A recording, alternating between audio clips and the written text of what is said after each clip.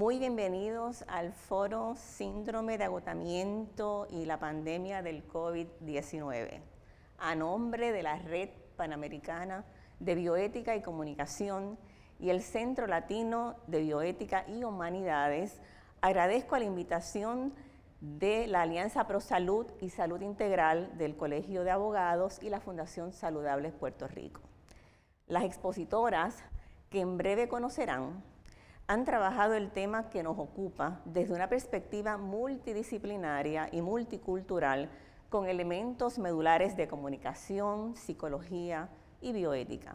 Todo esto con el propósito de ayudar a los profesionales a identificar y manejar el síndrome de agotamiento, la fatiga por compasión y la angustia moral.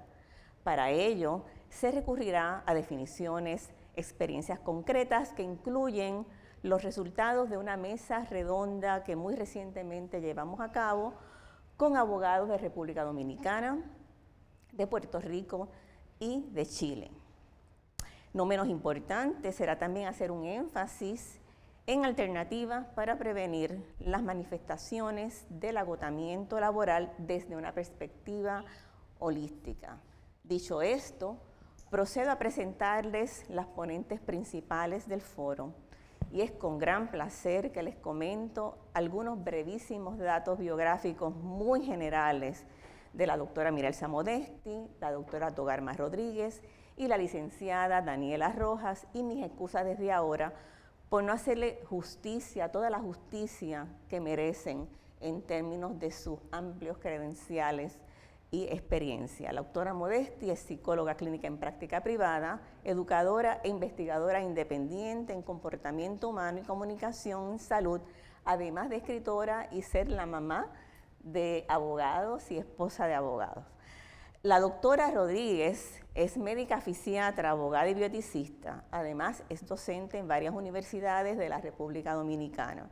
Y la licenciada Rojas es psicooncóloga y directora ejecutiva de la Corporación de Cáncer de Mama Yo Mujer en Chile y preside la Asociación de Psicooncología en Chile también.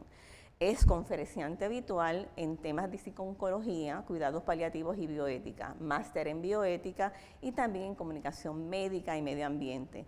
Démosle las bienvenidas a estas distinguidas profesionales y el primer turno le va a tocar a la doctora Togarma Rodríguez, que está físicamente en la hermana República Dominicana. Adelante, doctora Rodríguez. Bueno, un gran saludo y gracias por esta invitación, por permitirnos estar junto a todos ustedes, justamente porque en estos momentos es lo más retador el poder ejercer la profesión de abogado, de abogada. Los momentos son sumamente difíciles para nosotros, porque estamos en un momento de grandes transformaciones jurídicas que exigen profundos cambios en la manera de estudiar, de interpretar, de argumentar y de resolver problemas legales. La entrada a escena de nuevas tecnologías ha impactado sustancialmente no solo la manera en que ejercemos el derecho, sino también el propio objeto. La inteligencia artificial, el Bitcoin, el blockchain, la robótica, entre muchas otras cosas que está afectando la forma de comprender y regular la responsabilidad civil y penal. Bueno, más aún la pandemia de COVID, que ha venido a ser un elemento perturbador en extremo, al que hemos tenido que sobreponernos luego de una parálisis mundial colectiva. Hoy solo nos queda, nos deja sumidos en un agotamiento físico, pero también un agotamiento emocional. De las consecuencias físicas, pues ha sido una forma, digamos, que fácil abordar. Sin embargo, hablar de agotamiento emocional era algo casi impensable hace algunos años, mucho menos relacionados a la actividad del derecho. Primero porque el ejercicio moderno de las profesiones ha estado ligado desde hace mucho tiempo al ejercicio de la razón que impone la técnica. Segundo, porque la emoción por largos años ha sido considerada una facultad inferior de los seres humanos y por tanto la necesidad de ser anulada siendo mandatorio para el verdadero ejercicio de la profesión. No es de extrañar que siendo el médico y el abogado, los profesionales que por antonomasia han servido de referentes para el modelaje de las demás profesiones, a ello se les exija mayor rigor en su actuación, más que a todas las demás profesiones. Nos exige, por un lado, dominio de los conocimientos y la técnica, los procedimientos, pero sobre todo se nos exige calidad humana. Esa cualidad humana que, según María Corbí, un filósofo español de nuestros tiempos, dice que se presente donde se presente, tendrá que tener ciertos rasgos fundamentales, los cuales él resume en los siguientes puntos. Primero, tiene que haber madurez en las actitudes y en las valoraciones, equilibrio en los enjuiciamientos y en las actuaciones, sensibilidad para comprender actitudes y sentimientos de otros y para responder adecuadamente, capacidad de simpatía, o sea, sentir con el otro, mostrar compasión por el otro, capacidad para comprender a los otros con la mente y con el corazón, capacidad de comunicación, que es más que esa capacidad de transmitir informaciones, porque incluye aceptar la diversidad de valoraciones y de actitudes, capacidad para hacerse cargo de las situaciones, no solo mentalmente, sino afectiva y sensitivamente, capacidad para prospectar situaciones futuras, mental y sensitivamente, capacidad para valorar las personas y las situaciones y para transmitir a otros esas valoraciones, capacidad de generar proyectos que motiven en situaciones concretas, capacidad para adaptarse a las situaciones cambiantes como lo que nos está ocurriendo ahora. Llegar a alcanzar esta cualidad humana o de humano de la que nos habla Corbí, pero nos exige y nos está tomando, nos está cobrando un precio bastante alto. Pero, ¿qué costo estamos pagando por acercarnos a llenar las expectativas que demanda nuestra sociedad cuando a esto se suma la excesiva carga de trabajo, un clima a veces laboral adverso, como son los sistemas de justicia de nuestros países? Porque quizás es común, igual que lo que vimos con Chile, República Dominicana, Puerto Rico.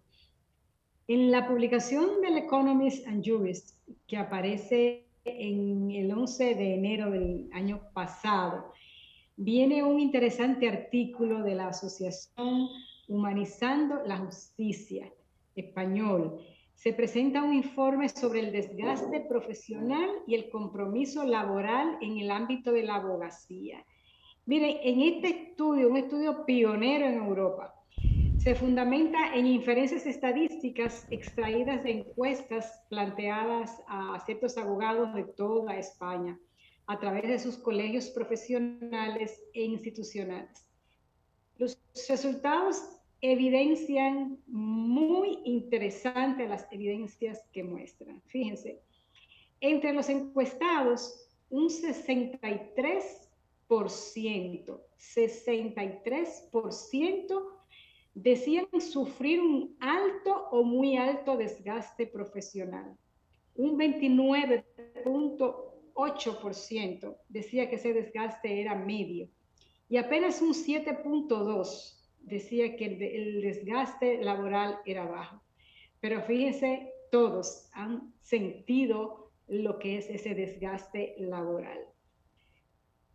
Pero no solo una excesiva carga de trabajo es lo que nos trae esas consecuencias adversas para la salud de los profesionales, sino también la cantidad y magnitud de las decisiones que debemos tomar día a día.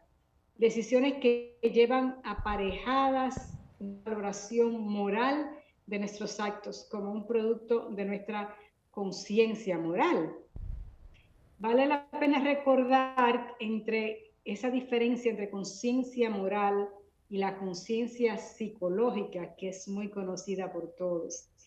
Esta última es básicamente ese conocimiento íntimo que tiene el propio ser humano de sí mismo y de la realidad que lo circunda y lo limita.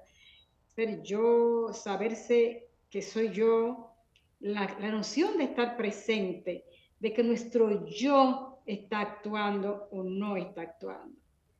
Pero la conciencia moral se refiere a esa capacidad de reflexión del ser humano sobre aquello que es correcto en relación con el obrar y que por lo tanto puede ser generadora de conflicto moral. Me gustaría citar aquí a Williams, un autor que suele escribir sobre estos temas, y él nos dice que el conflicto moral lo ve como aquella situación en la que una agente se enfrenta a dos obligaciones morales que conflictúan y ambas obligaciones son relevantes al momento de decidir qué curso de acción se ha de tomar. ¿Quién de nosotros no ha estado en esta situación? Pero cuando ocurre un conflicto moral, nos afirma Williams, no es posible pensar en alternativas para actuar de manera racional siempre o de prevenir situaciones conflictivas por medio del escepticismo, la ignorancia o la indiferencia, porque los conflictos morales no son siempre susceptibles de ser evitados. Pero el conflicto moral no se queda allí. Tal como nos dice Aristóteles, una acción cuando es ejecutada involuntariamente, cuando nos causa ese conflicto moral, se queda ese residuo moral. Y yo agrego, ese residuo se va volviendo acumulativo, siempre y cuando no lo vayamos resolviendo adecuadamente. Otro autor que ha trabajado este tema es Donegan, y nos dice que los conflictos morales no son ilusiones sintomáticas de un error de pensamiento, sino que son descubrimientos genuinos, auténticos. Pero si vamos más allá de este concepto, podemos identificar un elemento más que se suma a esta ecuación.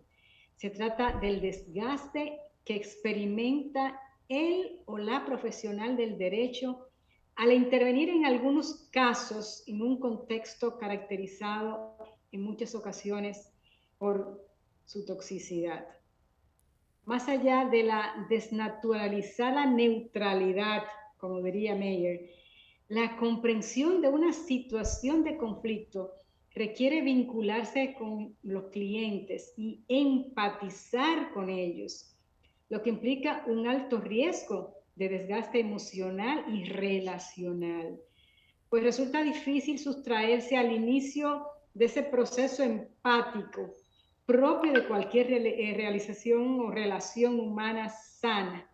Es decir, la capacidad de colocarse en el lugar del otro cuando está escuchando un relato frecuentemente inundado de problemas, dificultades, sufrimiento, como lo que nos toca escuchar cada día.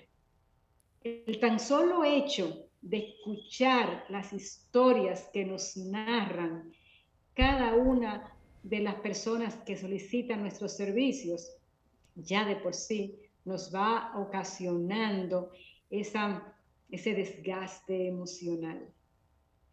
Pues bien, hacer frente a las demandas y retos actuales de nuestra profesión en tiempos de pandemia, en tiempos de COVID, requiere que estemos conscientes de los aspectos que hoy vamos a tratar aquí. Así que desde ya agradecemos la oportunidad que nos brindan, porque estar vinculado y comprometido con el ejercicio del derecho requiere de salud física y emocional y un compromiso con la tarea que vamos a llevar a cabo. Para esto vamos a estar escuchando a Mirelsa Modesti, a quien le doy la palabra en este momento. Muchas gracias. Muchas gracias, Togarma. Saludos y bien, encantada de estar aquí acompañándoles una vez más en una nueva asamblea de este ilustre Colegio de Abogados y Abogadas de Puerto Rico. La Red Panamericana de Bioética y Comunicación, que la componemos las mismas que estamos con ustedes hoy, nos dimos a la tarea de investigar sobre el burnout, la fatiga por compasión y la angustia moral en los profesionales de la salud durante la pandemia. Hicimos una serie de actividades, unas mesas redondas con profesionales de la salud y con directivos de hospitales, y descubrimos que los niveles de burnout, de fatiga por compasión y de angustia moral en estos profesionales habían sido de una magnitud, ¿verdad?, preocupante, que nos llamó muchísimo la atención, y decidimos explorar si otros profesionales también estaban sintiendo el impacto, específicamente durante la pandemia. Y entonces, pues, tuvimos la curiosidad, ¿verdad?, de ver cuál era la situación en los abogados y las abogadas. Entonces, llevamos a cabo una mesa redonda con abogados y abogadas, como dijo Sandra hace un ratito, de Chile, República Dominicana y Puerto Rico. Y voy a compartir más adelante con ustedes los resultados de esa mesa redonda, pero igual que nos pasó en la mesa de los profesionales de la salud, descubrimos que a pesar de las diferencias culturales, de las diferencias en sistemas de los tres países, habíamos tenido unas respuestas bastante parecidas y habíamos podido darnos cuenta de que estas condiciones habían hecho estragos realmente en la salud física, mental, emocional de los y las profesionales. Así es que hemos decidido ampliar un poquito el foco de nuestra investigación y quisimos compartir con ustedes un poco de información sobre estas condiciones con la esperanza, ¿verdad?, de que podamos recoger información que nos ayude a elaborar unas propuestas que puedan servir para prevenir y atender estas condiciones. Antes de compartir con ustedes ningún resultado, vamos a hablarles un poco de cada una de estas condiciones, que más o menos son primas, ¿verdad?, porque las manifestaciones, como van a ver, son muy parecidas. La diferencia va a estribar en qué las causa, cómo se llega a ellas, porque pues, eso es lo que hace que sean diferentes.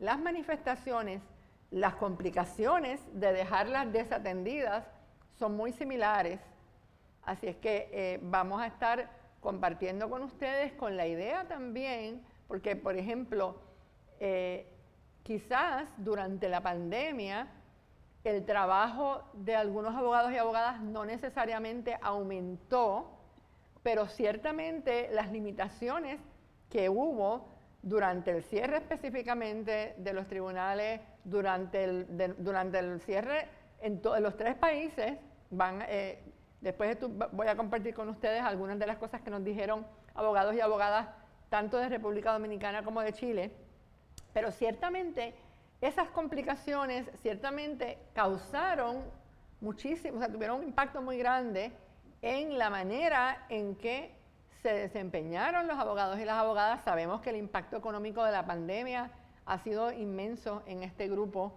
de profesionales, así es que antes de entrar en eso vamos a definir un poco estas condiciones, las manifestaciones de cada una de ellas y las posibles complicaciones de cada una de ellas, y para eso voy a dejar con ustedes a la compañera Daniela Rojas desde Chile. Daniela, bienvenida. Muchísimas gracias, Mirelsa. Bueno, sí, en lo que a mí respecta, vamos a entrar un poco en esta diferenciación de estos tres síndromes o síntomas. De hecho, todavía no han sido calificados como síndrome en el DSM-5 o en el CIE-10, que son los grandes tratados de salud mental donde aparecen la mayor cantidad de trastornos mentales. Tanto el burnout como la fatiga por compasión y como la angustia moral no están definidos en estos capítulos, ¿cierto? En estos tratados, pero sí sus consecuencias. Y es especialmente relevante poder darle visibilidad, porque no tenemos una visibilidad académica por un lado, pero también hay dificultades para darle una visibilidad personal. Y fundamentalmente porque están asociadas de alguna manera, inconscientemente y de manera colectiva, al no profesionalismo, ¿cierto? Cuando resulta que caemos o sufrimos alguna de estas condiciones, tenemos el temor de que seamos catalogados como poco profesionales o no aptos para desarrollar la tarea que estamos desarrollando. Así que vamos a partir por diferenciarlas para que podamos distinguirlas, pero además no solo para que las podamos distinguir en nosotros mismos, sino también para que podamos distinguir a nuestros compañeros y compañeras, porque ahí también nos interpela, nos llama el deber de cuidar también de otros. Vamos a partir con el burnout, ¿cierto? O qué más son. Y el burnout ha sido definido aproximadamente desde el año 2010 por la Organización Mundial de la Salud como un estado de cansancio mental, físico y emocional que está causado por el exceso de trabajo, un descanso inadecuado, aquí podemos ver la responsabilidad personal, ¿cierto? Y estrés que nos agobia y nos hace sentir incapaces de poder superar este estado. Esta condición puede afectar importantemente la calidad de vida, la salud mental e incluso puede poner en riesgo la vida si esto no es tratado y adquiere una intensidad y una permanencia en el tiempo que debilite tanto las condiciones del yo, ¿cierto?, de nosotros mismos para poder enfrentarlo, que incluso puede caer en riesgos autolíticos o suicidas incluso. Maslat, que es la mujer que impulsa, ¿cierto?, este tema del burnout y que realiza en los años 80 una confección, una escala que hasta hoy día se utiliza para poder evaluar burnout, primero establecía que este era un tipo de estrés, ¿cierto?, dentro de los límites laborales, pero que se daba en aquellas personas que trataban con otras personas. Después otros autores lo han ido ampliando, ¿cierto?, a cualquier actividad laboral en que la persona tiene la incapacidad para poder hacer frente a este estrés crónico, ¿sí? Ahí hay una responsabilidad que es puesta nuevamente en el sujeto, ¿cierto? En el individuo que lo padece y que podemos reflexionar acerca de eso, discutirlo, ponerlo sobre la mesa y pensar cuánta responsabilidad tenemos los sujetos en el autocuidado y en la gestión emocional y en la gestión del estrés. Como hablábamos, a diferencia de otros tipos de estrés, porque podríamos pensar esta tendencia que ahora de ocupar conceptos anglosajones para determinar cosas que a lo mejor hemos vivido siempre. Pero el estrés particularmente puede darse en muchas esferas y dimensiones de la vida de las personas y el burnout es dentro de los límites del trabajo. Y como hablábamos, es una respuesta inadecuada, ¿cierto?, al estrés crónico y tiene algunos factores de riesgo. Y ahí podemos empezar a mirar de que a lo mejor no solo tiene que ver con una responsabilidad individual, sino que también hay una responsabilidad de las instituciones e incluso estructurales de los sistemas como factores de riesgo para que las personas puedan desarrollar un síndrome de burnout. El aburrimiento, ¿cierto? El aburrimiento puede tener que ver con condiciones laborales poco desafiantes, ¿sí? Crisis profesionales respecto a las tareas que son encomendadas a realizar, condiciones económicas pobres o precarias, lo que también funciona como una motivación importante para el trabajo, no la única, pero ciertamente es una motivación. La sobrecarga de tareas en función de las horas que tengo destinadas y de mis descripciones de cargo, por ejemplo. La falta de estimulación, ¿sí? Volvemos a lo poco desafiante, pero también la falta de capacitación, la falta de jefaturas y liderazgos que sean motivadores, donde hay falta de reconocimiento también muchas veces a las tareas que cada uno realiza y a los aportes personales de cada persona dentro de los equipos, pobre orientación profesional y finalmente también el aislamiento, aquellas tareas, aquellas personas que tienden a realizar tareas más bien aisladas, en poco contacto con otros, tienden a ser mucho más proclives, ¿sí?, a desarrollar el síndrome del burnout. Y esto va provocando, sin duda, que se vaya generando una pérdida gradual del interés original, ¿cierto?, por aquello que me llevaba a desempeñar mi trabajo, y también incluso puede haber una merma en la responsabilidad individual y profesional. Si me pasa la siguiente, Mirelsa, por favor. Muchas gracias. Entonces, ¿cuáles son los efectos del burnout? Y esto es importante porque no solo tiene que ver con los efectos que tiene sobre la persona, sino también sobre las organizaciones, porque esto provoca además costos para el sistema, ¿sí? Que muchas veces por ahí podemos encontrar la necesidad de intervenir en grupos de trabajo determinados. Puede provocar un importante absentismo laboral, ¿sí? Las personas que tienen burnout o que están construyendo o pavimentando este camino hacia el desarrollo de esta condición van a tener mayor ausentismo o menor producción en el horario laboral. Pobre servicio y baja productividad, ¿cierto? Se pueden establecer, se pueden generar conflictos relacionales importantes, no solo al interior del trabajo, que es donde se provoca la condición, sino también fuera del trabajo por algunos de los síntomas que podemos ir viendo después. Hay mucho sentimiento de minusvalía, ¿cierto?, de incompetencia, de haber incluso perdido las capacidades que en algún minuto me llevaron a estar donde estoy, ¿cierto?, inseguridad respecto al rol y mi capacidad profesional, ira, rabia, baja tolerancia a la frustración, hiperreactividad frente a ciertos estímulos que a lo mejor antes tenía la capacidad de gestionarlos de una mejor manera, y finalmente también el aislamiento que hablábamos hace un momento. La siguiente, Mirelsa, por favor.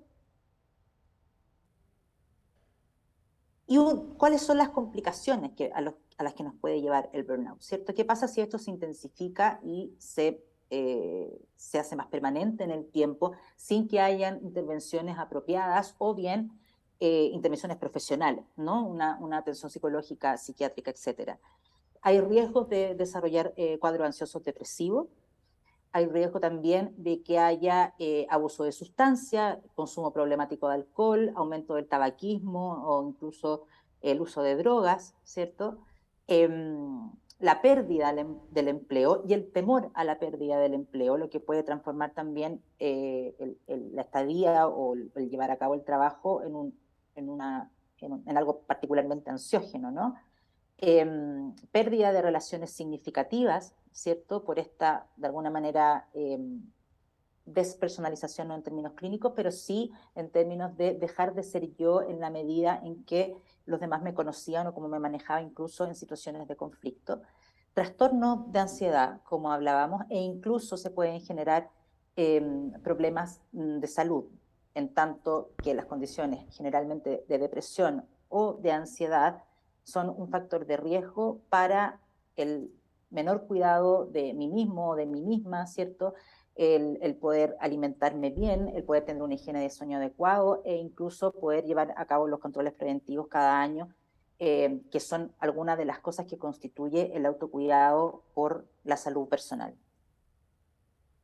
Mirelsa. Bien, vamos a ver entonces ahora algunos ejemplos de cómo a la profesión legal, a los abogados y abogadas, el burnout se les puede manifestar.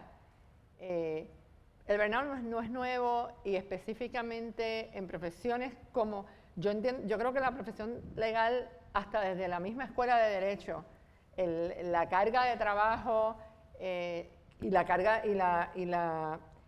el estudio, por ejemplo, para la reválida, que pues, sabemos todos y todas lo drenante y lo fuerte que puede ser, ya de por sí. Yo creo que el burnout puede empezar inclusive en los estudiantes de derecho. Pero ciertamente una vez se llega a la profesión legal, y sobre todo en estos tiempos en los que pues sabemos que por la cuestión de la pandemia, pues el impacto económico sobre la profesión ha sido muy fuerte. A veces cogemos casos más de los que se pueden manejar o en regiones judiciales distantes o en un área fuera del área de práctica que requiere entonces mayor estudio. Y nos metemos a veces en una carga de trabajo, y en esto pues no solamente los abogados, yo creo que nos pasa un poco a todos los profesionales. Nosotros y pues, nuestra generación ha sido, estoy hablando ahora de mi generación porque hay abogados y abogadas ya de otras generaciones practicando, pero la tradición ha sido siempre de empujarnos, de llevarnos al límite y encontramos, ¿verdad?, que siempre podemos empujarnos un poco más, a veces robándole tiempo al descanso, robándole tiempo a las actividades de esparcimiento, robándole tiempo a compartir con la familia y con seres queridos. Y seguimos porque nos acostumbramos a trabajar bajo presión. Yo creo que no hay abogado o abogada, juez o fiscal que no trabaje bajo presión. Y nos hemos acostumbrado tanto a trabajar de esa manera que ya ni siquiera nos damos cuenta de cuánto nos estamos empujando. Entonces, simple y sencillamente seguimos adelante, seguimos empujándonos, seguimos girando contra nuestra energía, girando contra nuestra capacidad, y llega el momento que empezamos a manifestar algunos de estos signos de los que hablaba Daniela, y estamos tan acostumbrados que no nos damos ni cuenta de que está pasando algo. Por ejemplo, no tengo tiempo para compartir con mis hijos o con mis mayores, con mis adultos mayores, y ¿qué empieza a suceder? Que me siento culpable por eso, así es que no reduzco mi jornada, no reduzco mi capacidad de trabajar, sino que no voy a dejar de atender a mi familia o a mis hijos o a mis adultos mayores. Así que lo que acaba sucediendo es que quien acabo en el final de las prioridades, pues soy yo misma, y entonces al girar de esa manera contra mi propia energía, puedo caer en burnout. Sabemos que en casos de burnout severo es importantísimo y es peligrosísimo funcionar a ese nivel por tiempo prolongado e ignorarlo, no solamente por las complicaciones sobre la salud física y emocional propia, pero también porque llega el momento que el desempeño del trabajo que se brinda empieza a afectarse. Entonces, obviamente, en una profesión como esta, que a veces la vida, la libertad y el bienestar de las personas, de los clientes, dependen de que su abogado o su abogada esté ¿verdad?, saludable, esté bien, esté estable, pues realmente nos podemos, sin darnos cuenta, seguir empujando hasta caer en ese momento en el cual ya comprometemos la calidad del servicio que estamos brindando, comprometemos nuestra salud física, comprometemos nuestra salud emocional y nuestra salud mental.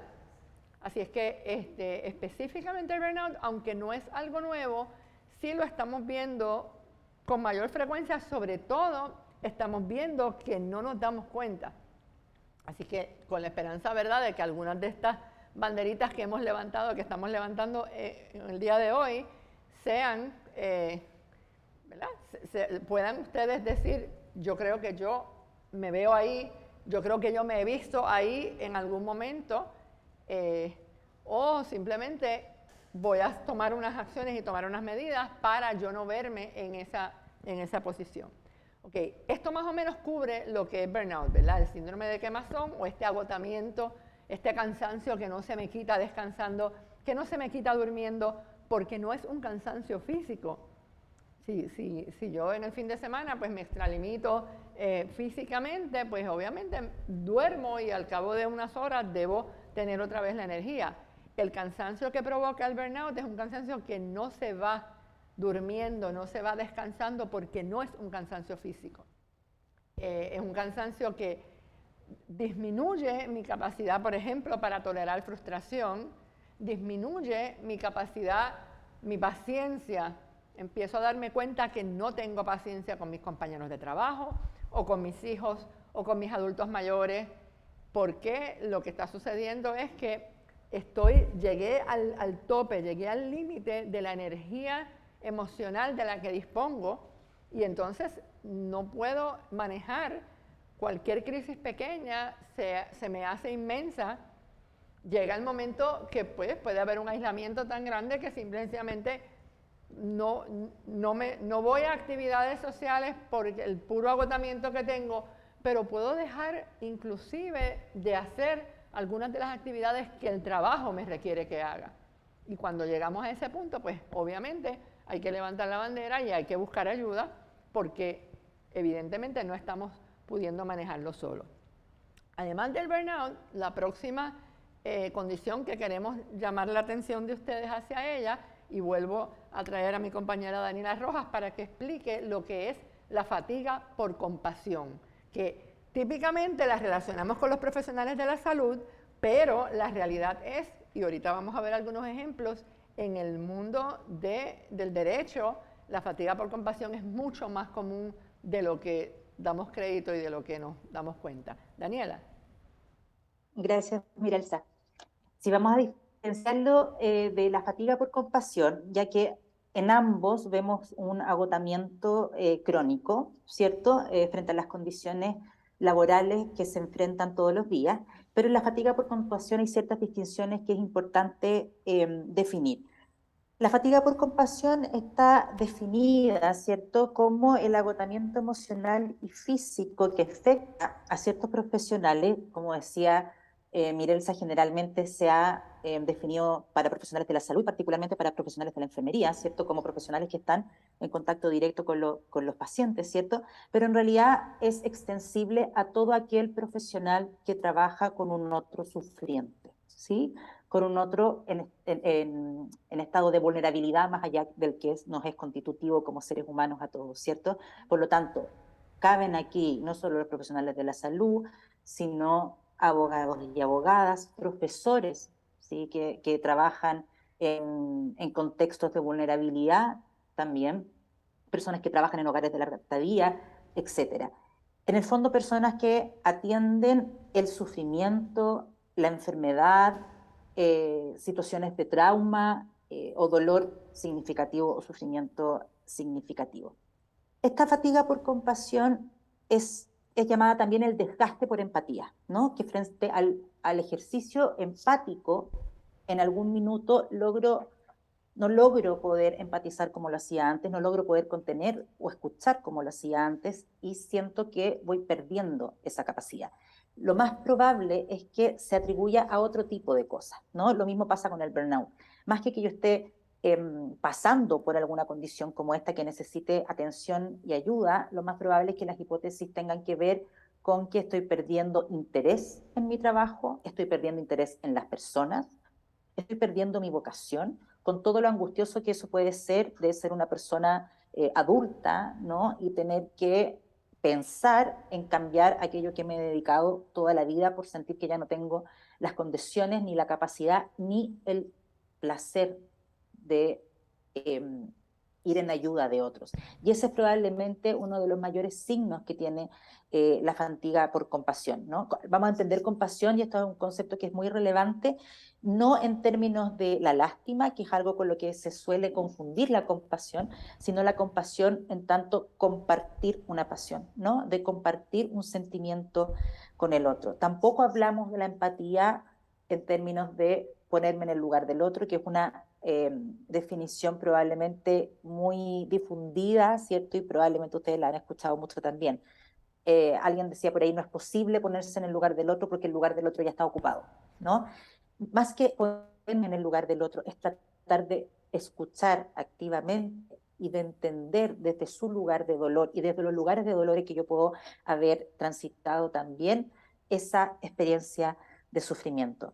Y en esa experiencia y en ese compartir ese dolor, en tanto es una relación, hay una suerte de goce o de satisfacción, vamos a decir, más que de goce, de satisfacción de poder prestar ayuda, ¿no?, de poder ser solidario en términos de dar solidez a alguien que no está pudiendo ser sólido por sí mismo. Y la pérdida de esa satisfacción, que suele ser atribuida a otro tipo de cosas, como por ejemplo la pérdida de la vocación o de la capacidad profesional, es atribuible a esta fatiga por compasión.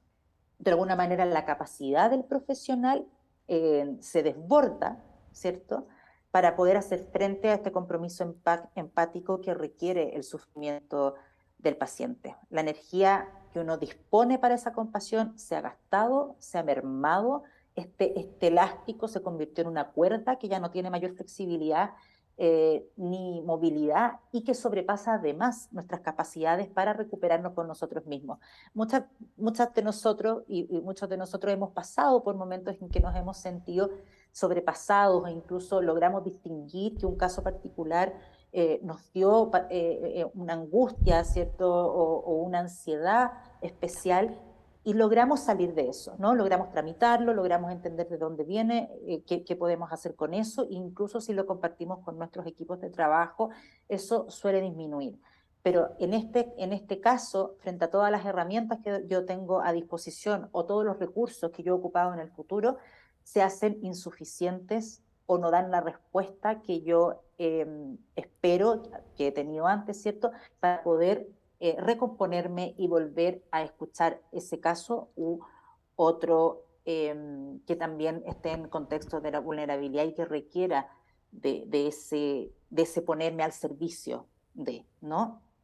Lo importante de esto, y probablemente esta va a ser una palabra que vamos a escuchar a lo largo de este encuentro varias veces, que se pierde la capacidad de cuidar, ¿sí?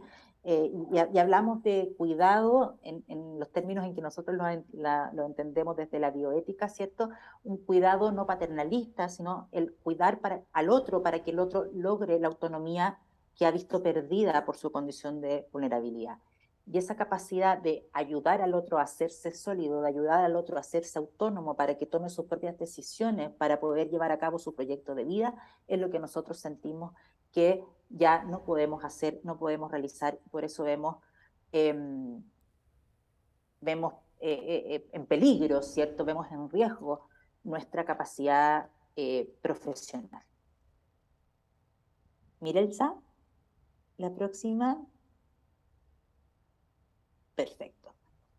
Entonces, ¿cuáles son los efectos, las posibles consecuencias que tiene la fatiga por compasión?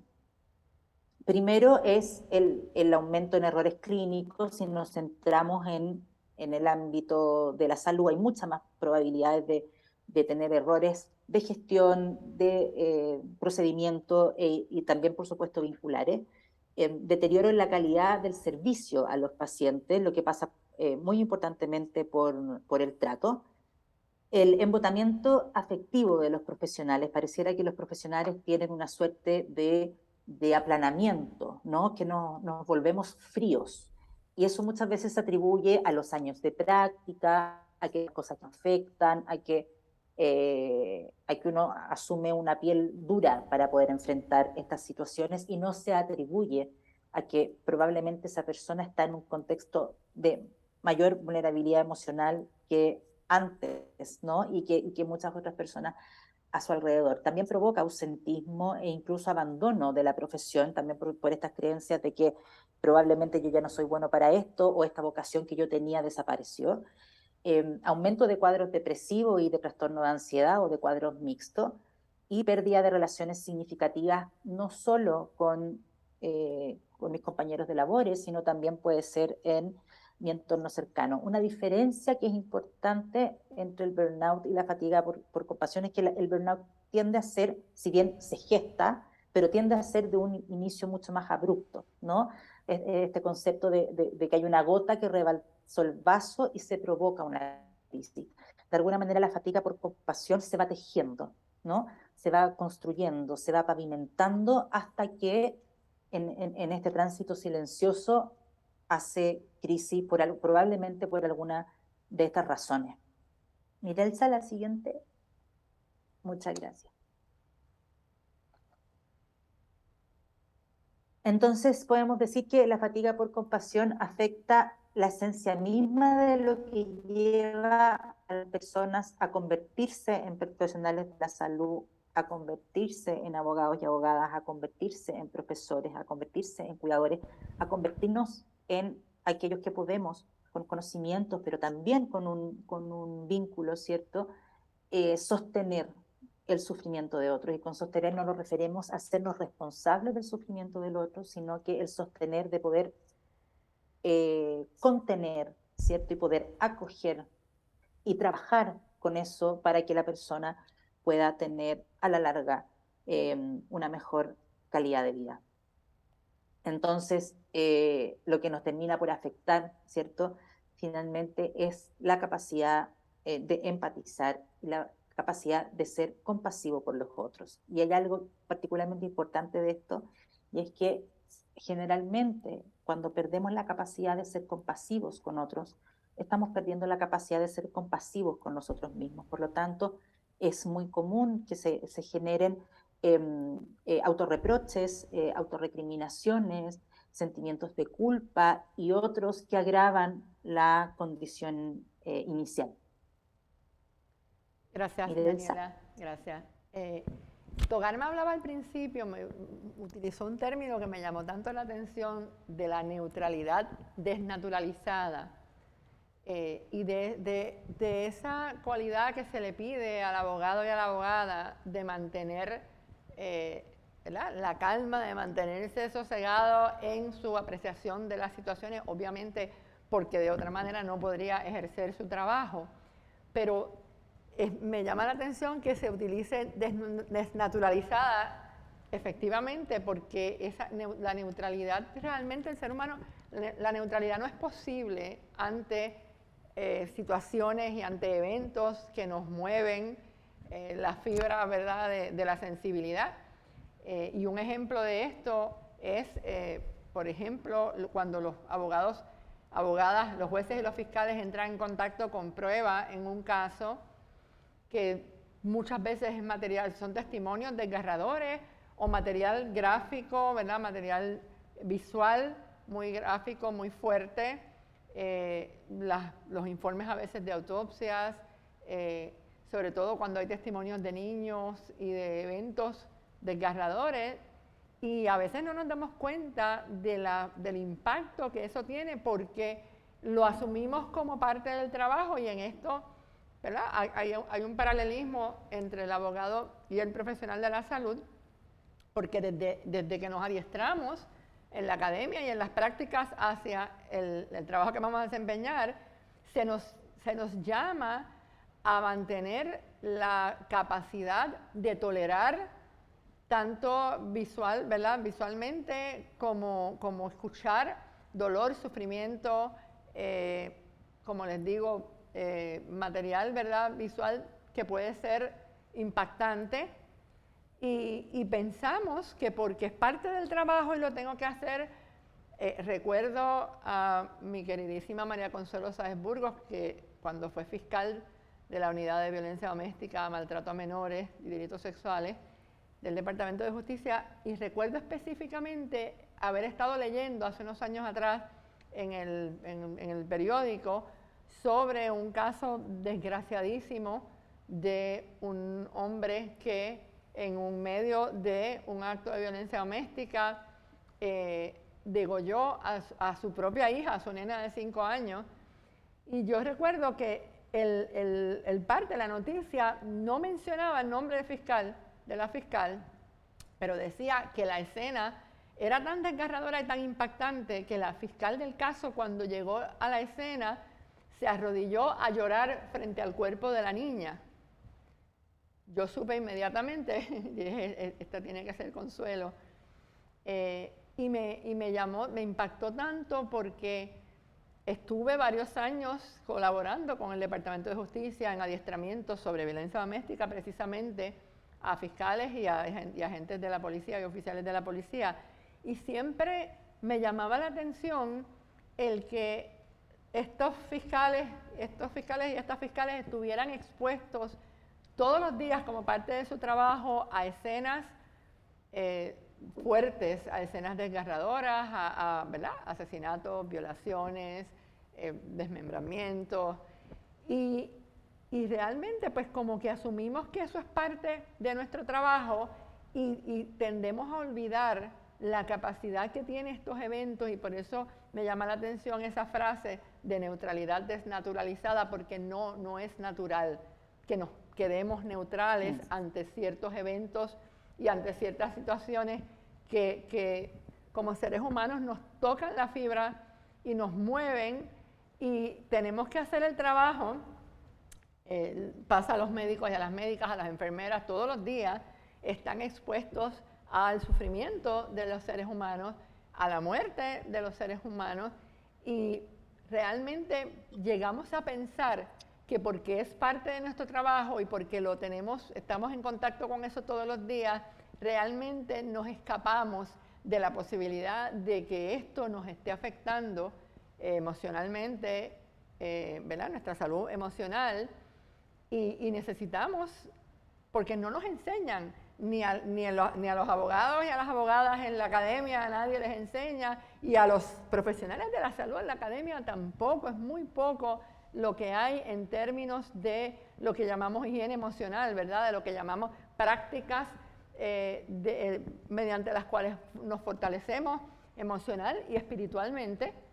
Entonces empieza a verse como una especie de debilidad. Si lloraste hablando con tu clienta o tu cliente, pues es una debilidad. No es una debilidad, es sensibilidad.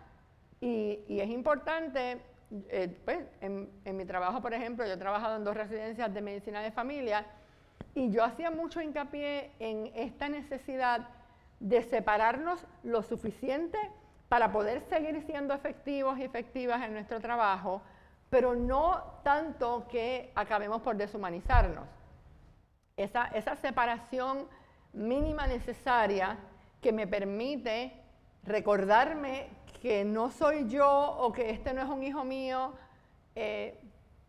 solamente para poder mantener la fortaleza necesaria para ser efectiva en el trabajo que estoy haciendo, pero sin permitir que esa separación sea tan grande que lo que logre es que yo me deshumanice por completo, porque no es verdad. Al final, por más fuerte que podamos creer que somos, por más invulnerables que podamos creer que estamos siendo, la realidad es, y gracias a Dios que no, y qué bueno que no perdemos ese contacto, porque si llegamos a perder ese contacto con nuestra humanidad, nos convertimos en robots, nos convertimos en seres antisociales, y tampoco queremos eso. Así es que sí hay muchísimos momentos en los cuales el abogado y la abogada, no solamente en contacto con pruebas, pero por ejemplo a veces entrevistando clientes, a veces viendo el sufrimiento de los clientes y de los familiares, ¿verdad? Este manejo es diario, casi diario, con el sufrimiento de otras personas, pues tenemos que reconocer que sí tiene un efecto. Y entonces, como hablábamos al principio, estas condiciones son primas porque los efectos son bastante parecidos, los signos son bastante parecidos, pero como el origen de la condición es distinto, lo que tendríamos que hacer para prevenirlas son cosas distintas. Porque si es burnout, si lo que tengo es quemazón, porque simple y sencillamente me he empujado sin darme cuenta a un ritmo de trabajo que se está quedando con toda mi energía, pues hay unos ajustes que ciertamente tengo que hacer. Pero la fatiga por compasión no se trata de ajustar en términos de la cantidad de horas que voy a trabajar o la cantidad de casos que voy a tomar o la cantidad, o sea, no es una cuestión de bajar el ritmo de trabajo, sino de reconocer. Lo primero que tengo que hacer es reconocer la capacidad que tienen algunos eventos y algunos materiales con los que tengo que trabajar, la capacidad que tienen para afectarme, para entonces manejar eso y tener siempre algunas actividades en las que pueda volcar, ¿verdad? En las que yo pueda, sobre todo en esos días que conocemos todos, que decimos, hoy ha sido uno de esos días, pues saber que es necesario pues tomar vacaciones frecuentemente, compartir afectos, compartir amor, ya sea de pareja o con los hijos o con amistades muy queridas, pero sacar nuestra mente de prácticas como por ejemplo yoga, la meditación, el ejercicio físico, el correr o caminar todos los días, cosas que saquen la mente del trabajo, no ya en términos de cantidad de horas, sino en términos de otro tipo de actividades que puedan hacer ¿verdad? Que puedan permitir que uno procese, que uno hable, y ese es el otro problema, ¿verdad? Tanto los abogados y las abogadas como los profesionales de la salud tenemos la obligación ética de mantener confidencialidad de la identidad de las personas con las que trabajamos y a veces de los casos con los que trabajamos, pero siempre, por ejemplo, entre compañeros de trabajo que están en el mismo caso, o ¿verdad? Entre esposos o esposas, sin identificar, obviamente, sin decir nada que pueda identificar, pero a veces hablar un poquito de lo que pasó hoy, de lo que me afectó hoy, no ya de los pormenores del caso, no ya de los detalles del caso, pero de mis sentimientos. Hablar de los sentimientos, y sabemos todos que los chistes de abogados, ¿verdad?, empiezan con qué sentimientos, pero no es verdad, somos seres humanos y somos personas que sentimos y padecemos. Y el tratar de tapar, ¿verdad?, o de empujar o de meter eso en alguna especie de baúl y ponerle 7 cerrojos para no manejar eso, lo único que hace es traernos estas condiciones que afectan, como les decíamos, tanto la calidad del servicio que prestan, como además sus relaciones interpersonales, su salud física y emocional, porque, y subrayemos física, ¿verdad? Porque muchas veces seguimos empujándonos y somos un poquito negligentes con nuestra salud, ¿verdad? No nos revisamos con la frecuencia que deberíamos, o ignoramos una serie de... Hay veces que yo hablo con compañeras que me dicen, ay, tengo un dolor de cabeza hace 2 meses que me duele la cabeza prácticamente todos los días. Pues eso es causa suficiente para uno ir a un médico y revisarse.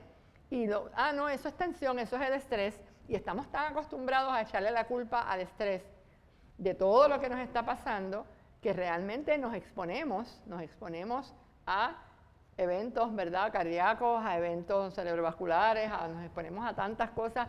No sacamos a veces tiempo para hacer ejercicio y decimos, tengo que empezar a caminar o tengo que empezar a correr, y tengo que empezar, se convierte en una posposición constante porque tengo mucho trabajo, porque no encuentro el tiempo. Lamentablemente a veces hasta que ocurre algo que nos obliga, porque a veces el cuerpo tiene maneras y la mente tiene maneras de decir, no vas a detenerte, pues déjame detenerte yo.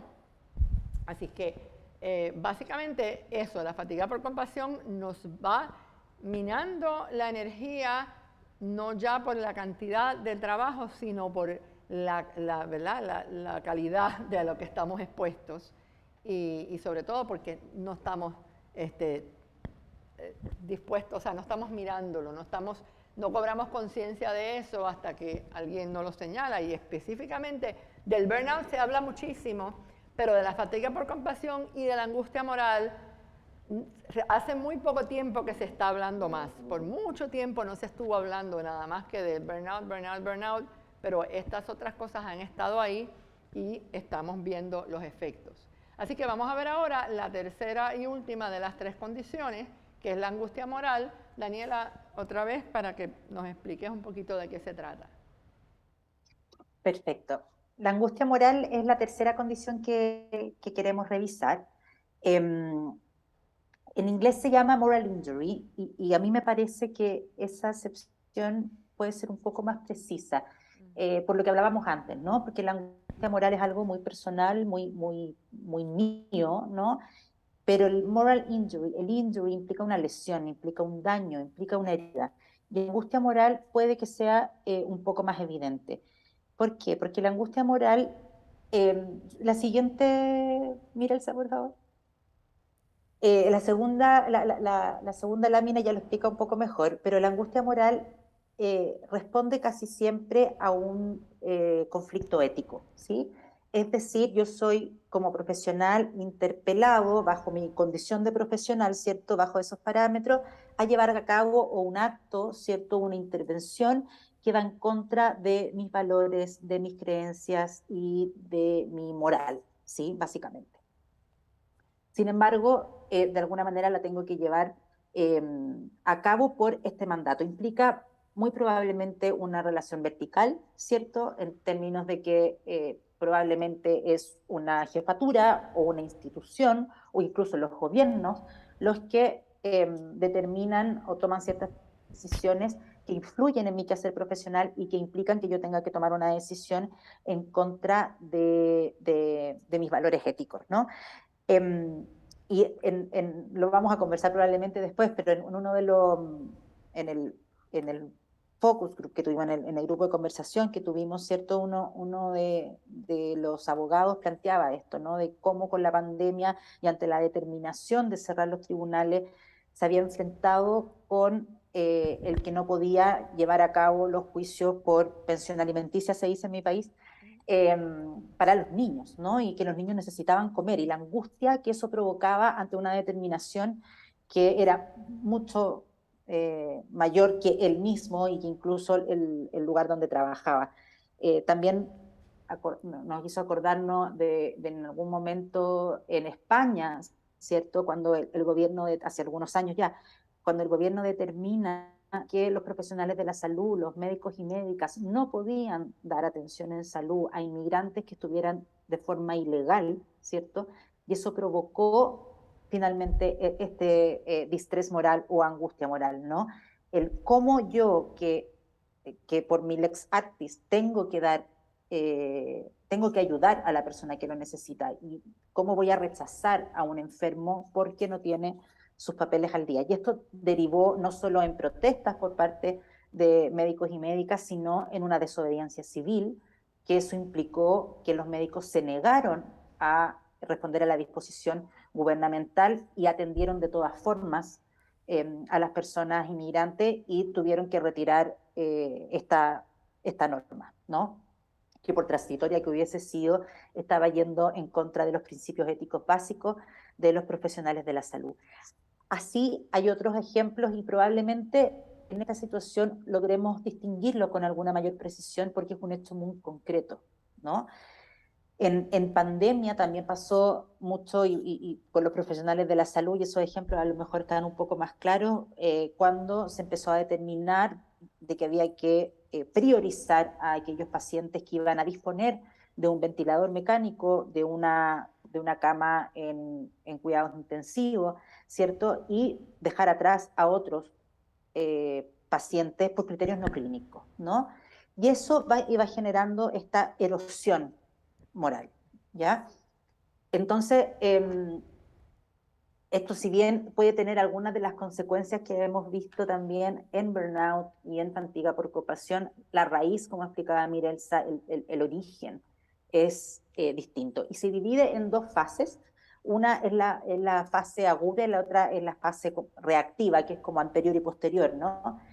La fase aguda surge en el momento en que una persona se ve enfrentada con obstáculos y conflictos institucionales que le provocan sentimientos de indignación, frustración y ansiedad porque colisionan con sus valores éticos fundamentales.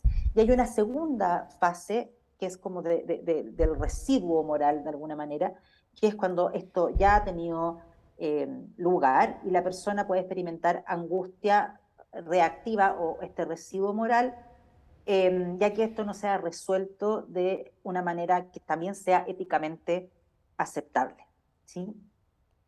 En este sentido, ¿y por qué es tan importante? Porque probablemente ustedes como abogados y abogadas pueden vivir esta angustia moral incluso mucho más allá de los profesionales de la salud o de otro tipo de especializaciones todos los días y no solo en contexto pandémico, ¿no? El tomar decisiones morales que no necesariamente van a favor o son coherentes con mis valores éticos. Mirelsa. Gracias.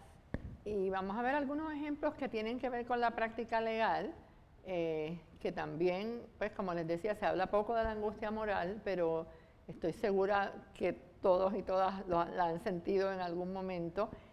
Por ejemplo, cuando se trabaja en un bufete grande o en una agencia, en una dependencia gubernamental, sabemos que hay unas políticas y unas prácticas y unos reglamentos que no nos permiten a veces hacer lo que nosotros entendemos que deberíamos hacer, lo que nosotros entendemos que el cliente o la cliente necesita, y nos topamos todos los días, ¿verdad? Igual en los tribunales, pues las reglas de procedimiento y las leyes a veces no nos permiten hacer algunas cosas que nosotros entendemos que son las que debían hacerse en un caso particular. En el ámbito de lo penal, por ejemplo, a veces tenemos, sabiendo que un cliente es inocente, a veces hay que recomendarle que acepte un acuerdo, que se declare culpable porque a lo que se expone es demasiado grande, o sea, el riesgo es demasiado grande, o porque las probabilidades de prevalecer por las razones que sean no son muchas. Y es fuerte, yo creo que es una de las cosas más fuertes para un abogado tratar de explicarle a un cliente que sigue insistiendo que es inocente, que le conviene declararse culpable. A veces, igual en el ámbito de lo civil o de familia, hay que aceptar a veces términos que sabemos que no son justos para poder llegar a finalizar un caso, llegar a algún acuerdo que entendemos que no es el más justo, que entendemos ¿verdad?, que es oneroso para nuestro cliente, y a veces tenemos que aceptar esto. Todas son situaciones que nos provocan angustia moral de diferentes grados, ¿verdad? Otra vez, en la práctica penal muchas veces se trabaja, pues, donde económicamente, a veces donde está, ¿verdad?, la estabilidad económica más grande es defendiendo, pues, no sé, organizaciones criminales, puntos de droga, y eso crea unos conflictos morales porque, otra vez, por más que nos tratemos de convencer de que podemos borrar algunas cosas de nuestra mente, la realidad es que todo tiene un precio, que todo, ¿verdad?, de alguna manera pesa y no lo sentimos en el momento, pero lo vamos sintiendo.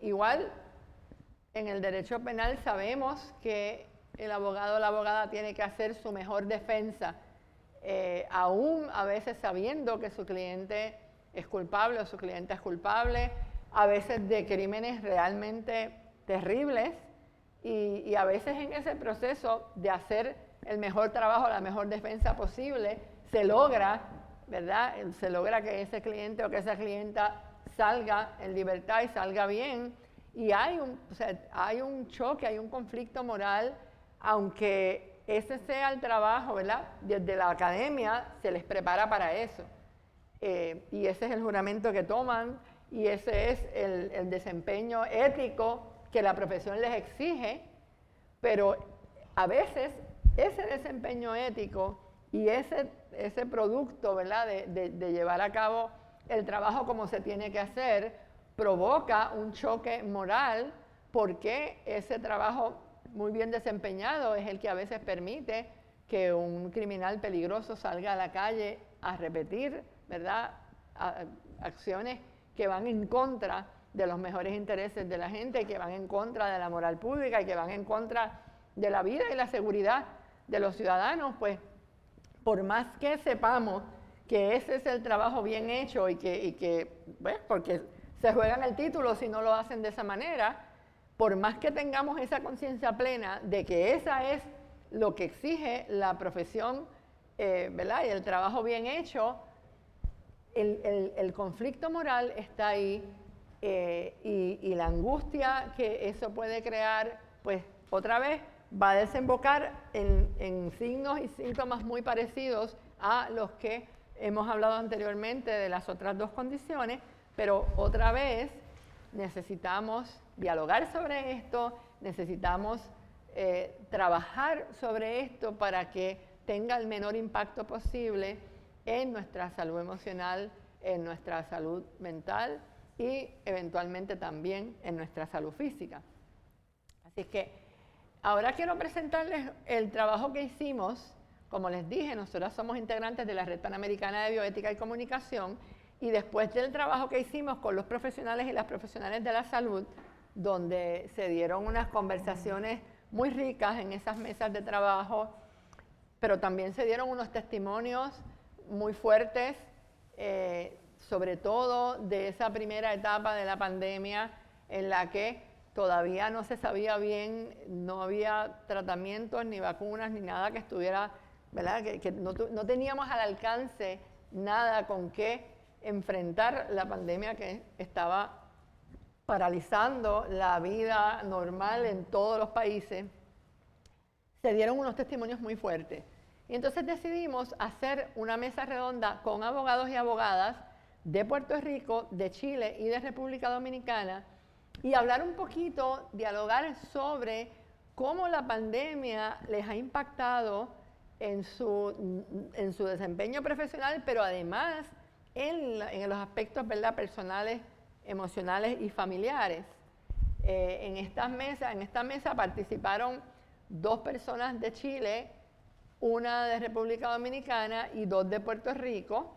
2 de ellos eran profesores de Derecho.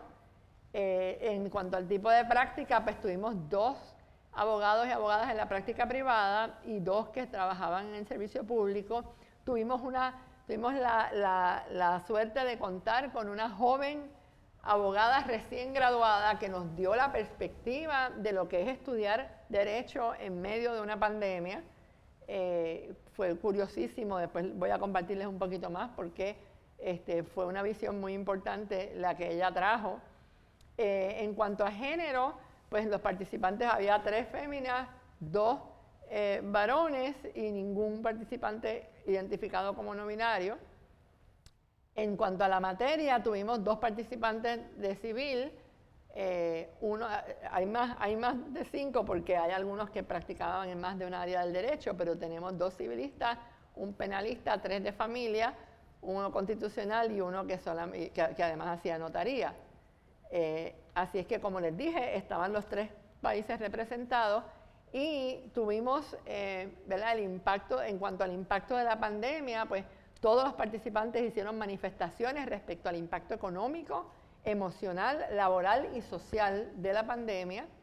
Todos los participantes reconocieron que en lo personal la pandemia ha sido una fuente importante de estrés y todos los participantes narraron situaciones difíciles entre sus clientes, narraron retrasos en los procedimientos y complicaciones en sus casos por los cierres en los tribunales y por el que se hayan ido a trabajo virtual, que en algunos casos provocó dilaciones, provocó complicaciones. Hablaron de los retos de la práctica del derecho durante la pandemia. Nos hablaron muchísimo de cosas que tuvieron que enfrentar cada uno de ellos. El trabajo, ¿verdad? Que fue un reto muy, muy grande. En muchos casos hay, ¿verdad?, compañeros que tuvieron que cerrar su práctica durante la pandemia porque no tenían, ¿verdad?, suficiente trabajo. Algunas áreas, algunas salas cerraron directamente y otras se fueron a trabajo reducido. En los 3 países hubo situaciones parecidas, ¿verdad?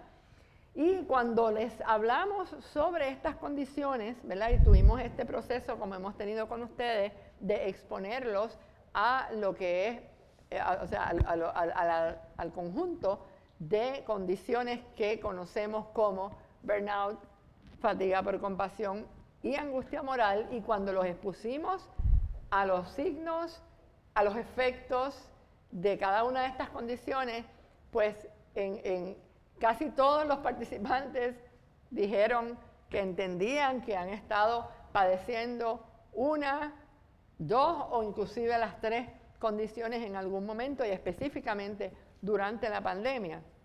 Así que fue una experiencia muy rica el compartir con estos profesionales y fue una experiencia maravillosa el ver que cuando hablaban entre ellos, cuando compartían, al principio pues se dio una ronda en la cual ellos hablaron un poquito de cómo era el sistema en su país, porque sabemos que ahí el derecho se practica de forma distinta, así que hubo primero un poquito hablando sobre las diferencias de los distintos sistemas, pero cuando entramos a hablar de los efectos de la pandemia sobre la práctica del derecho, vimos posiciones muy similares, vimos que compartieron experiencias muy similares y al igual que pasó en la mesa de los profesionales de la salud, estos profesionales que en su gran mayoría no se conocían entre sí, hubo inmediatamente un ambiente de camaradería, hubo inmediatamente, porque hay esta sensación de que estamos juntos en este bote y es que en esta pandemia realmente estamos todos juntos en el mismo bote, ¿verdad? Porque la pandemia nos enfrentó a una vulnerabilidad que no era que no la conociéramos, pero no, estábamos tan acostumbrados a hacer tanto que no cobramos conciencia de nuestra vulnerabilidad. Estamos acostumbrados a que los sistemas funcionaban. Yo recuerdo, por ejemplo, al principio de la pandemia que la gente decía, pero es cuestión de, o sea, se va a encontrar la cura rapidito, se va a encontrar la vacuna rapidito y esto no va a pasar de ser un mal rato de 2 o 3 semanas. Y la realidad es que cuando empezó a prolongarse, y sobre todo esos primeros meses que fue tan fuerte en la gran mayoría de los países y que se perdieron tantas vidas, pues realmente cobramos, yo creo que a nivel global, cobramos conciencia de nuestra vulnerabilidad. Así es que fue una experiencia muy rica el ver y el compartir con estos profesionales. Un poquito más adelante vamos a ocultar algunas de estas cositas en ustedes mismos. Vamos a darles la oportunidad de que ustedes puedan, mediante una bien breve encuesta que preparamos, dejarnos saber cuánto de esto también fue o no fue la experiencia de ustedes. Así es que le voy a pedir ahora a Daniela que nos haga algunas observaciones sobre los resultados de esta mesa redonda con abogados y abogadas de los 3 países. Daniela. Ahí sí. Bueno, la verdad que fue muy interesante el poder escuchar historias que eran tan compartidas a pesar de venir de lugares tan distintos, ¿no? Y también fue muy conmovedor poder ser testigos y que ellos hayan tenido la generosidad además de mostrar su propia vulnerabilidad en ese contexto. Finalmente, muchas de las, como hablaba yo hace un ratito, muchas de las disposiciones que tuvieron que ver con las medidas sanitarias que tomaron los gobiernos afectaron los sistemas de justicia de cada uno de los países desde lugares diferentes, y eso implicó o bien no poder llevar a cabo la labor como se llevaba hasta antes de la pandemia, o bien llevarla a cabo en las condiciones que ellos no hubiesen deseado. Y en las condiciones, no solo me refiero a condiciones laborales, sino, como hablábamos antes, a lo que yo entiendo que es un trabajo éticamente correcto, ¿no? Y además hablaban mucho de algo que nosotros lo pudimos ver a lo mejor en las personas mayores, ¿cierto? O que pensábamos que podía existir, pero con el tema de las tecnologías, hubo muchos que tuvieron dificultades para poder enfrentarse a eso, ya sea por brecha de edad, por brecha de género. Sabemos que las mujeres, las personas mayores tienen mayor brecha digital que la que tienen los hombres. Muchos les supuso una sobrecarga laboral, ¿no? Y esto que vemos como algo muy concreto, muy pedestre, muy administrativo, finalmente sí se sumaba a lo que podía ser el estrés en estas condiciones y finalmente el burnout, ¿no? Habían otros que por otro lado contaban su experiencia de cómo habían logrado salvar, ¿cierto?, esta situación de la brecha digital que se nos venía encima para poder llevar a cabo el trabajo, con la colaboración de otros compañeros de otras áreas, ¿cierto?, y de personas incluso más jóvenes que por su edad o por su profesión tenían la posibilidad de ir en busca de ayuda, ¿no? Y algo que también yo creo que es importante es que el deber de cuidar, que es probablemente uno de los deberes éticos que son eje de la práctica médica y de la práctica en salud, lo vivieron también los abogados y abogadas. ¿En qué término? En el sentido de este conflicto, ¿cierto?, que se provoca en ir en ayuda, prestar servicios, ¿cierto? Eh, Evitar las mayores vulneraciones de personas ya vulnerables, ¿cierto? Con el riesgo de contraer la enfermedad y enfermar no solo a sí mismos, sino que enfermar a sus familias, ¿cierto? Y esa dicotomía, ese conflicto se dio en muchas personas, muchas profesiones, y era de real difícil manejo. Eh, ¿Cuál deber de cuidado está primero? Está el deber de cuidado de esta persona vulnerable, está el deber de cuidado de mí mismo, que muchas veces puede ser considerado como un egoísmo, pero también personas postulan de que el deber de cuidado es con uno mismo, ¿no? O la familia, finalmente.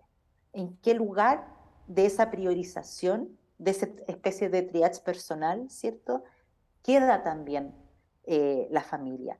Y el cómo también ser testigos de personas que iban enfermando, ¿no?, que iban enfermando en el camino, de compañeros, la preocupación por aquellos compañeros mayores, que eso también se sumaba al estrés diario que significaba estar trabajando en condiciones pandémicas, ¿no? Eso de lo que tengo más presente, de lo que conversamos, de lo que se conversó ese día. Gracias, Daniela. Quiero aclarar, porque por error aparece una sola persona de República Dominicana y no es correcto. Tuvimos 2 participantes de República Dominicana, así que quiero hacer esa aclaración. Ahora vamos a la reflexión ética sobre este síndrome de agotamiento laboral en el derecho y vamos a regresar a la doctora Sandra Fábregas para que nos traiga todo esto a la reflexión ética. Bueno, les prometo ser breve porque ya estamos avanzando bastante en tiempo. Yo sé que estos temas pueden ser un poquito pesados, pero gracias Mirelsa, gracias Daniela, gracias Togarma para darnos el pie para hablar un poquito y no hacerle mucha justicia realmente al tema, que es bastante amplio, pero solamente como a modo de epílogo y dejar atado un tema como este a la ética, que es el fundamento de la profesión legal y todas las profesiones. Así que el grupo desde el día 1 estuvo muy de acuerdo de que teníamos que terminar con esta reflexión y le agradezco porque así un poco pues me permite de hablar de un tema en el que creo mucho y que debemos realmente considerar más a menudo. Bueno, cuando me invitaron a este foro, y agradezco nuevamente esa oportunidad, recurrí a mis amigos los libros y me encontré a una abogada precisamente que acababa de sacar su libro en el tema de Beating Burnout at Work.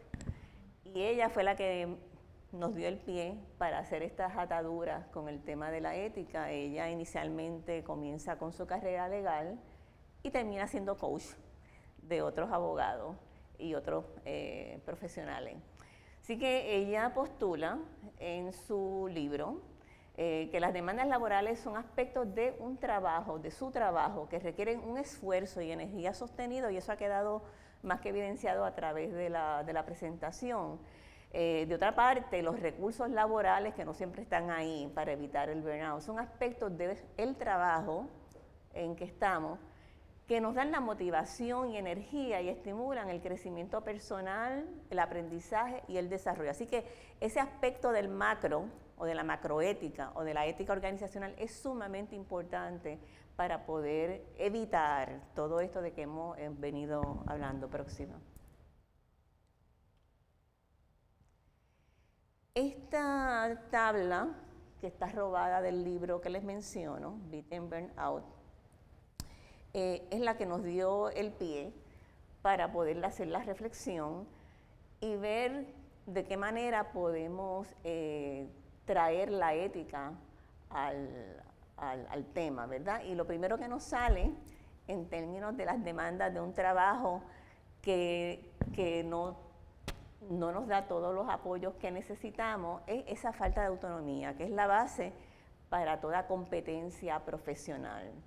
Eso sin mencionar pues otras muchísimas demandas, ¿verdad?, que ya han quedado más que evidenciados en la presentación, pero la más que a mí me preocupa es ese sentido de injusticia, ¿verdad?, que se provoca como parte de esa demanda laboral, esa desconexión con los valores tanto personales como profesionales, porque no dejamos de ser personas cuando somos profesionales, y eso era algo que yo postulaba muy frecuentemente cuando estaba en la cátedra.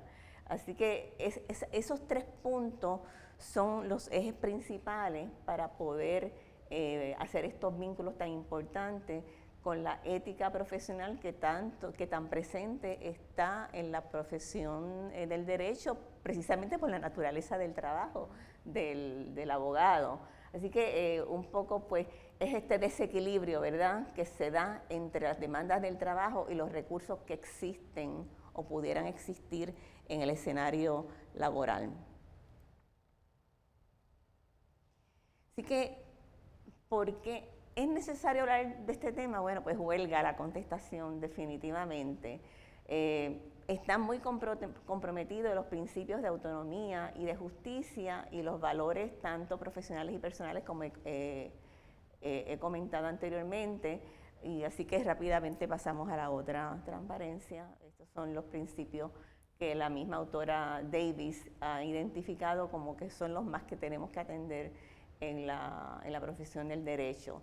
Y tiene dos vertientes, una que se centra en el propio profesional, que requiere siempre tener esa independencia y esa libertad para poder llevar a cabo su trabajo y ser competente, y la otra se centra en el beneficiario, que también tiene derechos que deben ser respetados.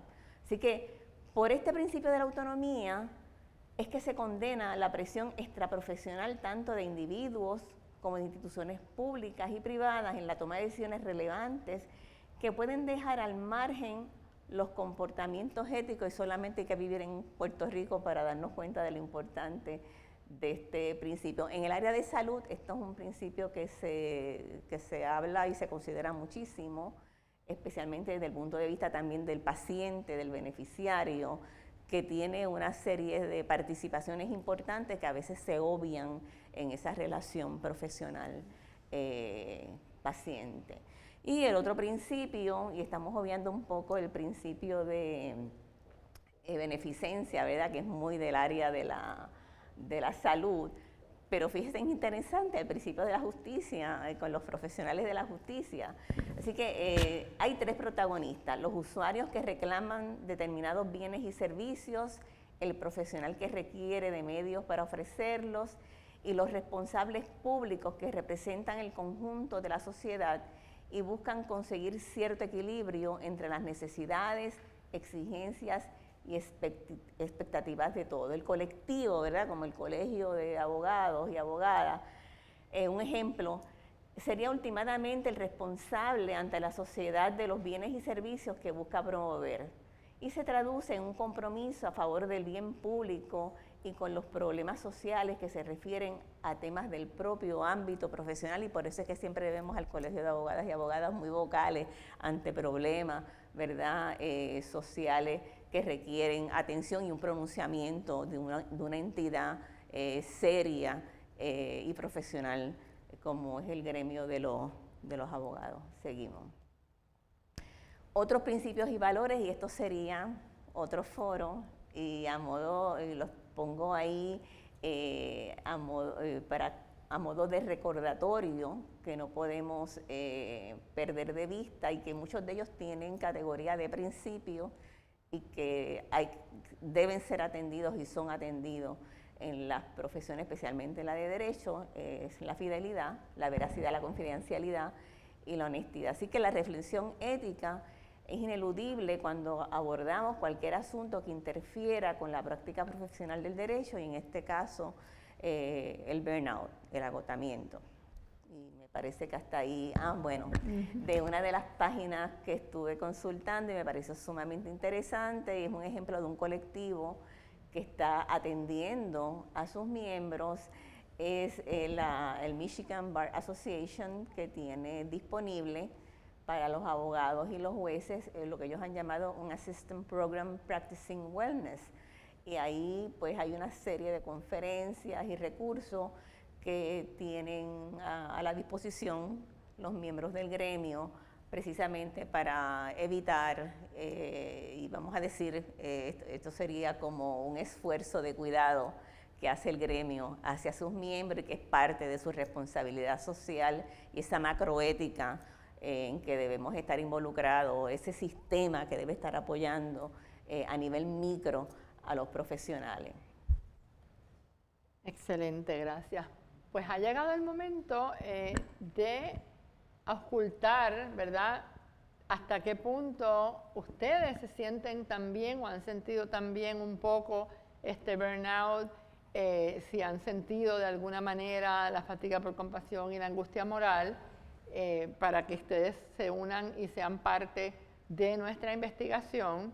Esta participación es, primero, absolutamente voluntaria, totalmente anónima, Es una pequeña encuesta que ahí en la pantalla está el enlace, toma aproximadamente 2 minutos completarla y nos ayudaría muchísimo porque nos va a permitir ampliar un poquito. En las mesas redondas nosotros recogemos a nivel, ¿verdad?, cualitativo, recogemos información en términos de contenido, de cómo se han sentido estas personas, pero este tipo de encuestas nos permite recoger información cuantitativa. Como les dije, es muy sencillo. Ahí en pantalla tienen, si tienen cerca sus celulares, tabletas, lo que tengan cerca, van a ir al enlace que está en pantalla, escriben en su browser, ¿verdad?, el que sea que utilicen en su celular o en su pantalla, escriben HTTPS,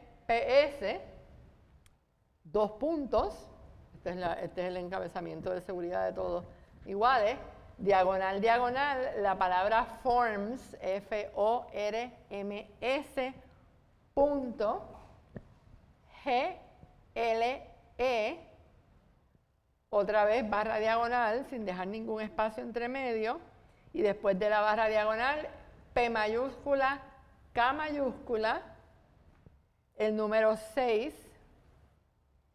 N minúscula, X mayúscula, D minúscula, el número 7, T minúscula, V mayúscula, N mayúscula 6, A mayúscula, I minúscula, P minúscula, Q minúscula y los números 9 y 6. HTTPS, 2 puntos, diagonal, diagonal, forms.gle, diagonal, P mayúscula, K mayúscula, número 6, N minúscula, X mayúscula, D minúscula, 7, T minúscula, V mayúscula, N mayúscula, 6, A mayúscula, I, P, Q, las 2 minúsculas, 9, 6, parece como si estuvieran dando los números del bingo, pero entran a ese enlace y lo que se van a encontrar es el consentimiento, ¿verdad? Consiento en participar de esta encuesta sobre burnout, angustia moral y fatiga por compasión de manera anónima. Entiendo que el motivo de esta encuesta es ocultar la percepción de un grupo de abogados y abogadas sobre estas condiciones con propósitos académicos únicamente. Y entiendo que mi participación es voluntaria, no conlleva remuneración alguna y puedo retirarme en cualquier momento. Y ahí marcamos consiento o no consiento. Si marcan no consiento, no tienen que seguir haciendo el resto de la encuesta. Si marcan consiento, pues vamos a los datos demográficos. Van a tener, el primero es el de género, ¿verdad? Me identifico con el género femenino, masculino, no binario o prefiero no decir, marca cualquiera de esas. Y mi grupo de edad es 25 o menor, 26 a 35, 36 a 45, 46 a 55, 56 o mayor o prefiero no decir. Les recuerdo que es anónimo, así que pueden marcar el grupo de edad correcto porque nadie va a saber. Ok, mi práctica del derecho es mayormente todas las que apliquen y aquí tenemos civil, penal, familia, administrativo, práctica apelativa, notaría y otro. Y hay un blanquito para marcar otro. ¿Cuál de estas condiciones conocía antes de esta actividad? Marquen todas las que apliquen. Burnout, fatiga por compasión, angustia moral o ninguna. En la próxima, ¿cuál de estas condiciones entiende que podría haber experimentado antes de la pandemia? Marque todas las que apliquen y son las mismas alternativas: burnout, fatiga por compasión, angustia moral o ninguna. Marca ahí la que usted entienda. Y en la próxima, ¿cuál de estas condiciones entiende que experimenta o puede haber experimentado durante la pandemia? Obviamente esto de acuerdo a la información que les hemos dado en esta actividad, y las alternativas vuelven a ser burnout, fatiga por compasión, angustia moral o ninguna. Y entonces ahora pues vamos a darles 3 aseveraciones para que ustedes califiquen. La primera aseveración, califique la siguiente aseveración.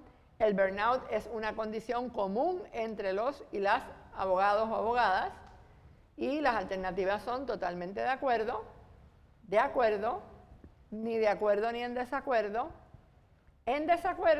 o totalmente en desacuerdo. El burnout es una condición común entre los y las abogadas. La segunda aseveración, la fatiga por compasión ahora es una condición común entre los y las abogadas y otra vez las mismas alternativas, totalmente de acuerdo, ni de acuerdo ni en desacuerdo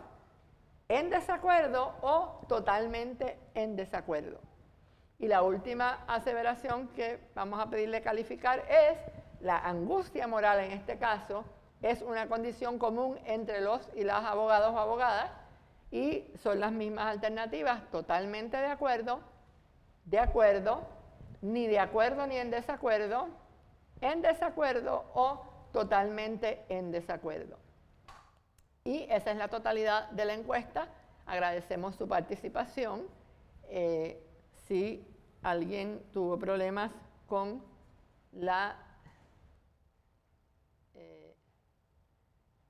entrada, ¿verdad? Por unos segundos le volvemos a poner el enlace.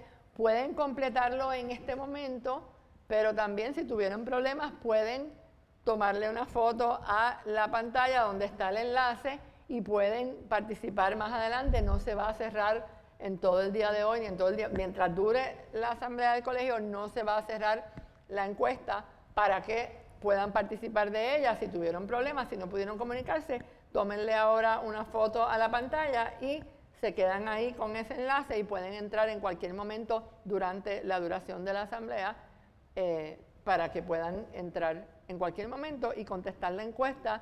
Le agradeceríamos muchísimo su participación porque realmente esto nos va a ayudar a entender un poquito mejor este fenómeno en este grupo profesional. Podemos comparar los resultados con los que hemos obtenido de otros grupos profesionales y tenemos una idea entonces más amplia de cómo realmente estas condiciones se están manifestando en estos grupos profesionales. Así que ahora hemos llegado prácticamente al final. Estas consideraciones finales le voy a pedir a mis compañeras que hagan den un mensajito final cada una de ellas. Podemos empezar por Togarma. Unas palabritas de despedida, Togarma. Bueno, muchísimas gracias por acompañarnos nuevo mes. Esperamos volver a estar con ustedes y sobre todo que hayamos contribuido en gran medida a poder identificar algo que hemos pensado cuando se nos presenta, pensamos que es parte, que es normal, que es el estrés normal. Esperamos que esta vez pues nosotros podamos haber ayudado a identificarlo, a ponerle un nombre a eso que les puede estar ocurriendo a muchos de ustedes, pero sobre todo a poder buscar la ayuda necesaria. Es posible abordarlo, es posible hacerlo ahora con tiempo para que todos pues podamos no tener que caer por mucho tiempo porque es un poquito más difícil poder salir y poder disfrutar realmente del ejercicio de nuestra profesión, de nuestra salud, que es lo más preciado que tenemos. Así que muchísimas gracias. Gracias, Togarma. Daniela, si nos quieres dar un mensajito de despedida. Sí, bueno, reitero también los agradecimientos, me sumo a los agradecimientos de Togarma. A mí me gustaría dejar algo que para mí es relevante y creo que lo mencioné también en la presentación, que es el tema del cuidado. Si bien esto es algo que nos pasa a nosotros y nosotros tenemos también ese deber de cuidado con nosotros mismos, también tenemos el deber de cuidado con los otros y las instituciones en las que trabajamos tienen el deber de cuidado con nosotros también. Por lo tanto, si están en puestos y en lugares que les permita hacer cambios o que les permita integrar intervenciones, apoyo psicológico, instancias de reflexión colectiva, etcétera, que lo puedan hacer.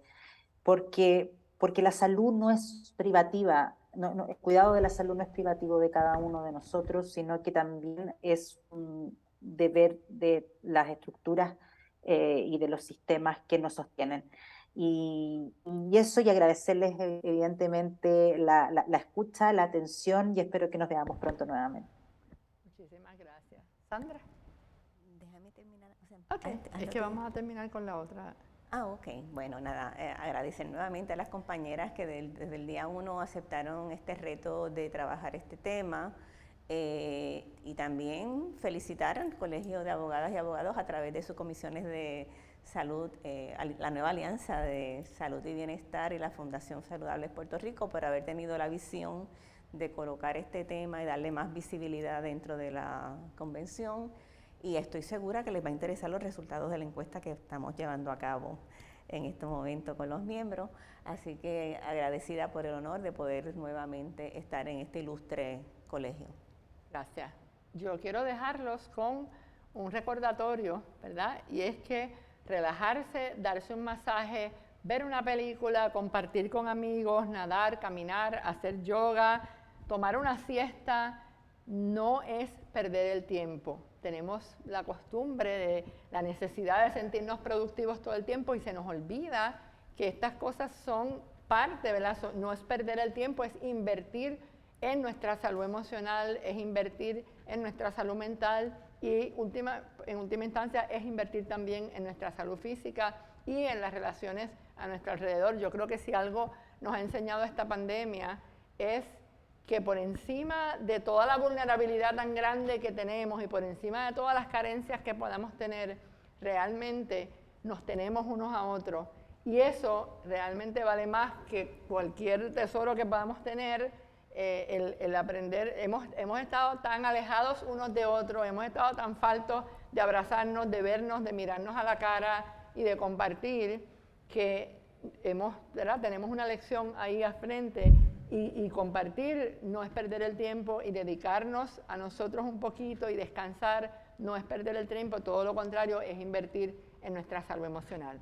Así que les agradecemos muchísimo que nos hayan nos hayan acompañado hasta aquí. Tenemos una página que se llama www.bioeticaycomunicacion.com y en esa página van a encontrar información sobre estas investigaciones, sobre las actividades que tenemos, sobre otras investigaciones que estamos llevando a cabo. Y ahí está también los datos de cada una de nosotras. Así que nos pueden escribir. Así que con gusto estamos. Vamos a Togarma para el cierre oficial. Bueno, sí, vamos. Togarma.